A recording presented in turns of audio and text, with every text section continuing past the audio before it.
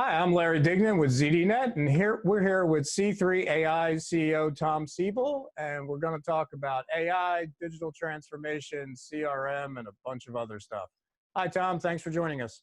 Morning, Larry. So, I guess let's start off with the news. You guys had a big announcement with Microsoft and Adobe, and how C3 is going to be layered into CRM and Dynamics, and what's all that look like, and I guess what's the purpose of the partnership? Well, as you know, at C3.ai, we're involved in the digital transformation of many large corporations around the world, in oil and gas, utilities, manufacturing, precision health, what have you.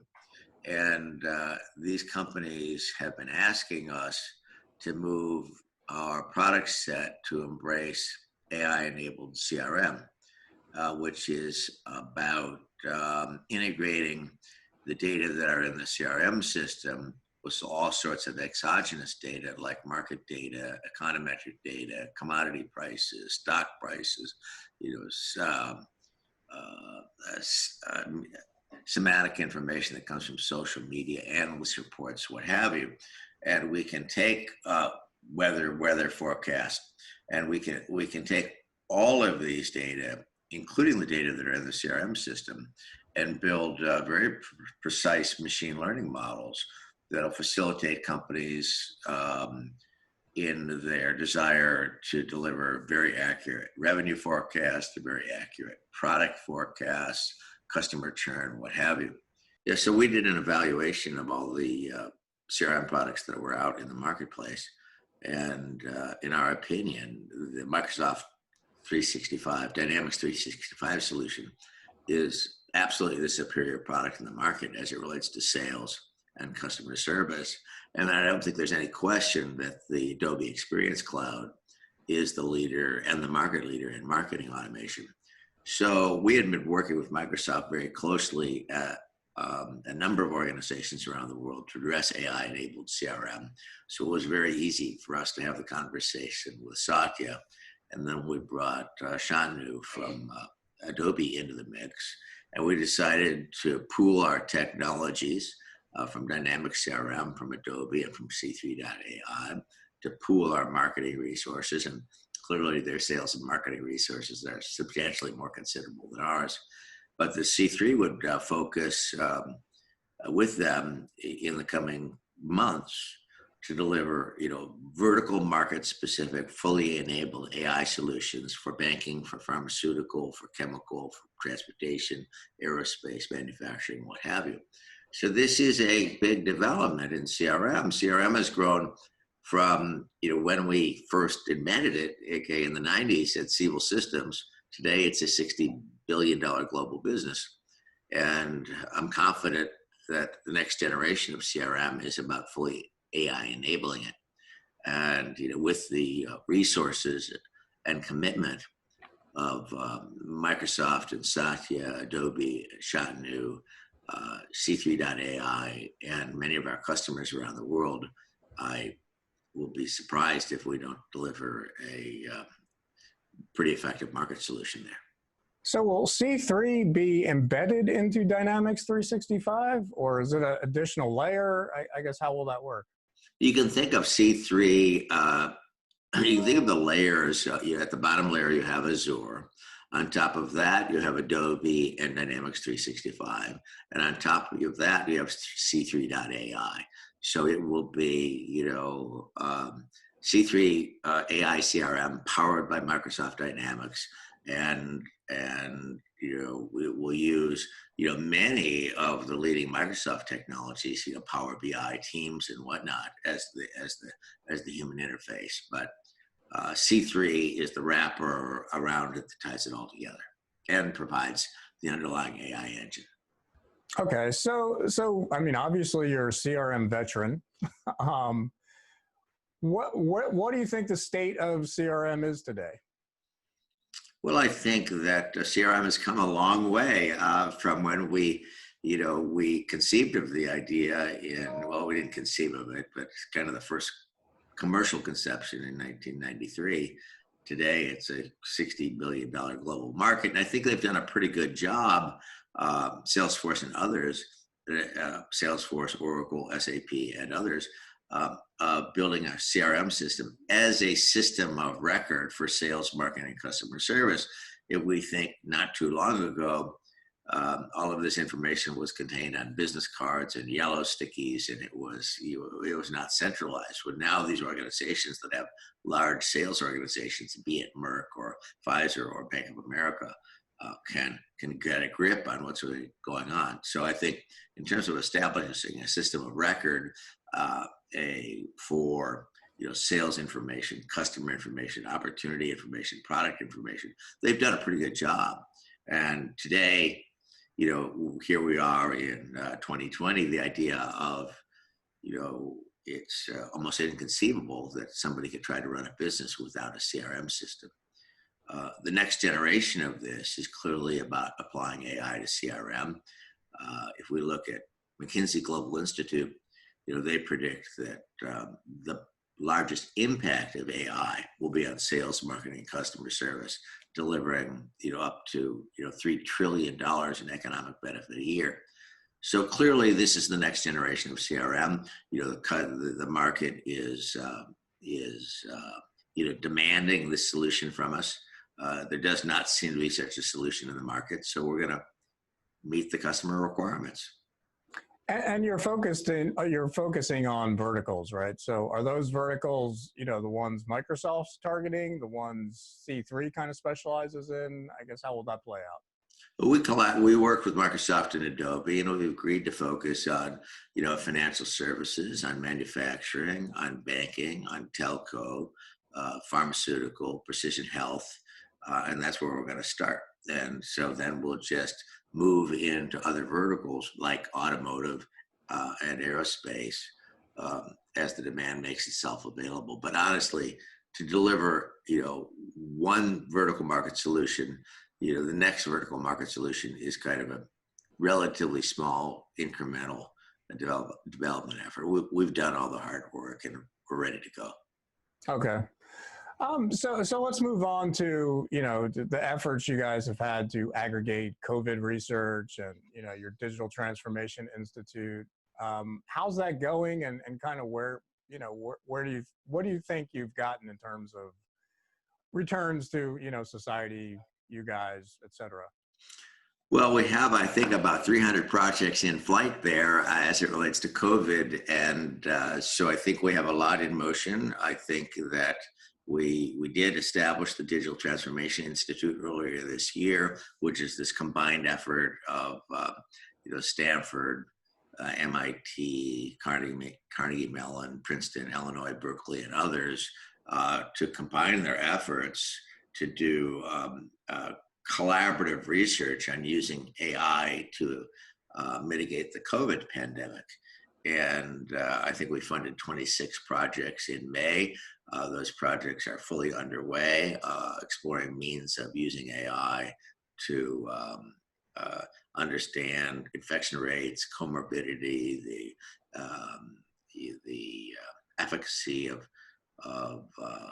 the various social mitigation techniques, drug discovery, what have you. So we have 26 funded research projects in flight, and we expect to see the results of that research coming out, in the next 6 months. We'll see all that come to light. The second major project we did was the development of the C3.ai COVID data lake, an effort that we did in combination with our colleagues at Microsoft. And there, I think we aggregated the 40 largest COVID data sets around the world into a unified federated image and made those data sets available. Those data sets are updated in real time, so they're current as of any second. And we've made that data set available to the world at no cost to conduct COVID research. I think we have 3,000 people accessing that data set every day. We have also initiated with our colleagues at Microsoft a COVID Grand Challenge, where we have challenged the world to apply AI to that data set to get new insights into the disease to help inform public policy. And the COVID Grand Challenge, I think we have 300 teams competing. I think the first prize might be $100,000, and there's two second prizes of $50,000, something like that. So it's pretty motivating. And now we have 3,000 teams competing around the world, and I am certain we will see some significant new insights from those efforts. What have you learned as a company as you stand up the data lake and people are accessing it? What kind of insights do you get? Well, I would say that as it relates to the operation of our business, we get no benefit from it. As there was the work that we're doing on COVID. We're doing massive projects at COVID on C3 because our technology it was just easy for us to do that. And when faced with this crisis as it began to unfold in the United States in February, March, and April, I mean, everybody wanted to find a way to make a contribution. So this is how we did it, through the C3.ai Digital Transformation Institute, the COVID Data Lake, the COVID Grand Challenge. And I am confident that we will make very substantial contributions to the body of knowledge on this disease, so that our policymakers can make better informed policy decisions. So that will be the breakthrough, and have very little of that impact on C3 itself. And what's next for the Digital Transformation Institute? What are some of the next verticals, products, projects you're looking at? Well, the Digital Transformation Institute is about the application of AI writ large to accelerate digital transformation. So you can think about applications in logistics. I think we'll be doing a lot of work in precision health.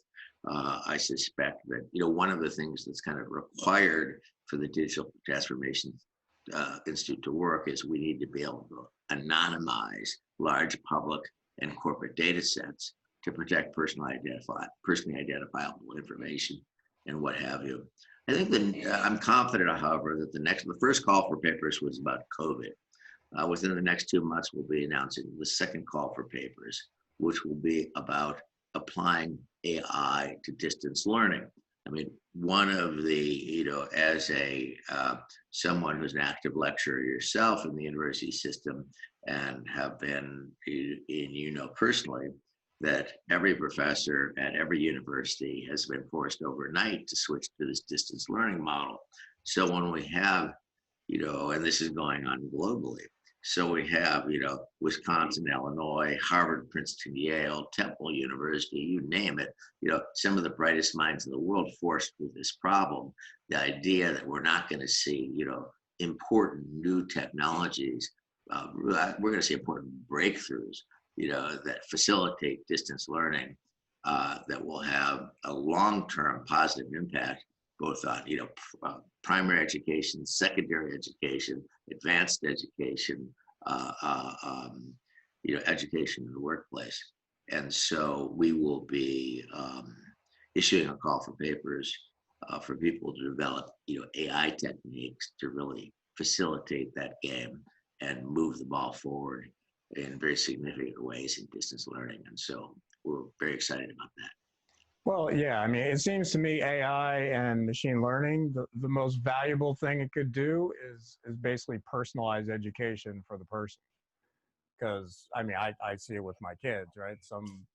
The Zoom fatigue is real, right? And some kids are better at virtual, and other kids just can't handle it.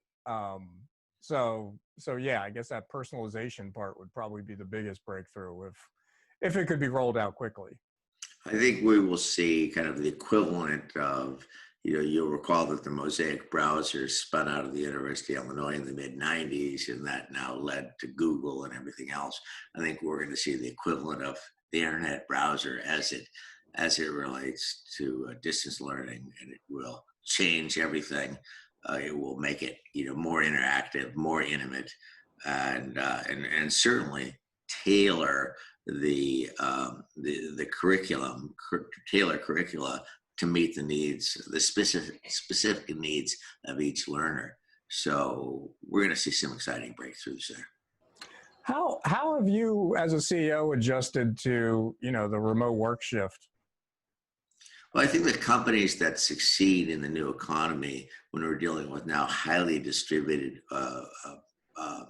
workforces and massively distributed workforces, I think the companies that succeed at this are going to put together the tools to be able to measure and monitor performance at all around the world, at the organizational level, the division level, the department level, and the individual level, to make sure that we continue to move the needle upward to the right over time as it relates to research, development, sales, production, individual productivity. So we're going to have to develop new techniques and friendly techniques to monitor and manage distributed workforces.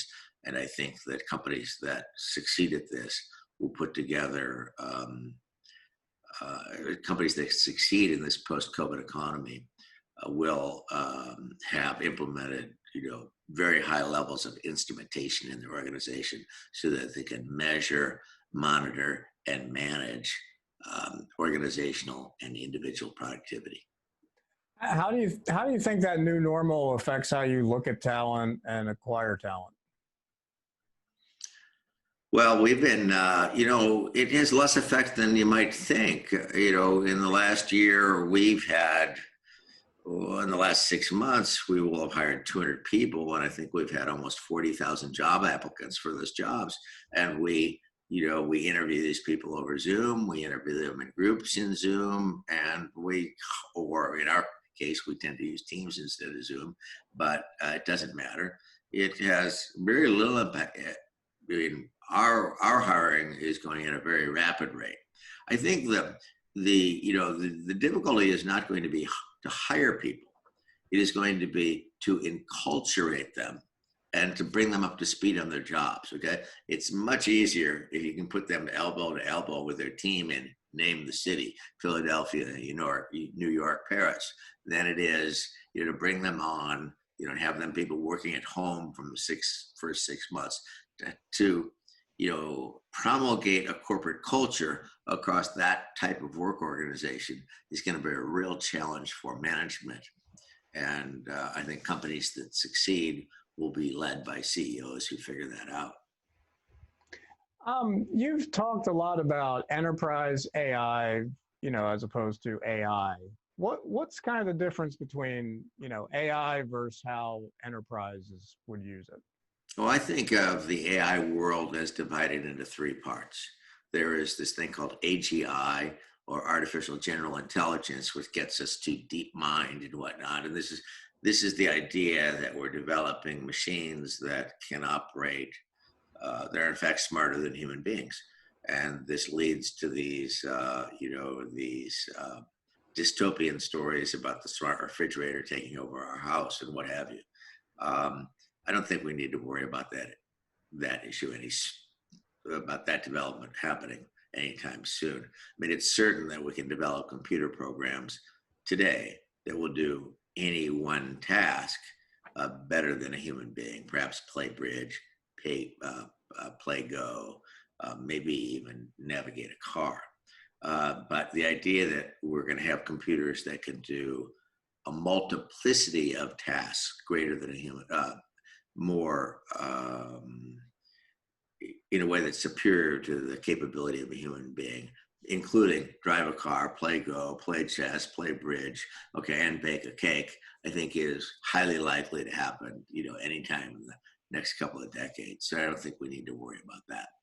The second application of AI that is perhaps the most common use of AI is the use of AI by social media.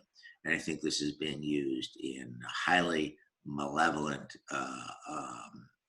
manners to basically manipulate billions of people around the world at the level of the limbic brain. So this has to do with kind of fueling addictive behavior associated with the release of dopamine, which is, as you know, a neurotransmitter that kind of fires the pleasure center of the brain. Now we have the social media companies that are, manipulating billions of people very successfully there with this addictive behavior, whether it's, liking Instagrams or whatever it may be. This is leading to, in my opinion, a huge, public health problem, particularly amongst teenagers and younger people, loneliness, depression, suicide, self-image issues amongst men and women. So I think that's very troubling. The second aspect that we have with the use of AI in social media is we're seeing these technologies be weaponized by bad actors, and the social media companies are doing nothing about it. Bad actors could be China, North Korea, whoever it might be. The third really problematic area that we're seeing in the use of AI by the social media giants is the use of AI to filter the information that's available to us. And the news is most certainly filtered. And the way that these algorithms work is they tend to serve up the news that you want to see. We're also seeing, in the case of Twitter and Google and others, they're clearly trying to manipulate the amount of information that's available in this election to voters to influence the election. This is very, very troubling.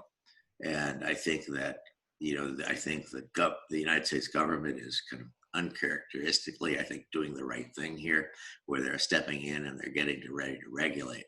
And if they do not regulate these social media giants, I think we will be very sorry, because we will live in a world that will be a very scary place.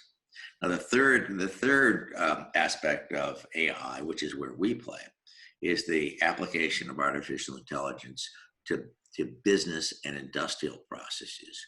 And so this has to do with things like supply chain optimization, inventory optimization, demand forecasting, fraud detection, precision health. And these are areas where whether it's mitigating pandemic, using AI to mitigate pandemic, as we do in the Digital Transformation Institute, or whether it's production optimization for people who make COVID ventilators, or whether it's cash management and margin lending at a bank. These are, highly socially and economically beneficial applications. And that's what we talk about when we talk about enterprise AI, and that's what C3.ai does. So to go back to that second one with the social networks, is AI an answer to that? Like, is there some AI counter to the filter bubble and those sort of problems?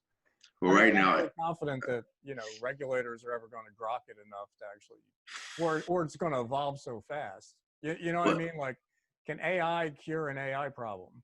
I guess it would be the question. AI is unquestionably part of the answer, and it is most certainly a big part of the problem. Okay, and these techniques are being misused. They're being misused in I think with foresight and malice. And this is about money, and it's about power. And I share your skepticisms of the government's ability to understand this, to grok the complexity of this issue. However, this is a case where government simply needs to step up to the plate and regulate. Because if this remains unregulated, we have social media companies today that are more candidly more powerful than the governments that regulate them, and I think they're acting in highly irresponsible ways, and this does need to be addressed. Okay. Let's see. Anything I didn't ask that I should have? I think you asked some, as always, I think you asked some great questions, Larry, and it was great to see you, and I wish you best with your classes at Temple, and keep your eye on what I would say in the next 6 months, you might kind of keep your eye on the Digital Transformation Institute, because we're getting ready to do a lot there as it relates to distance learning that hopefully will have a positive effect upon your ability to deliver learning more effectively. All right. Thanks for joining us. Thank you, Larry.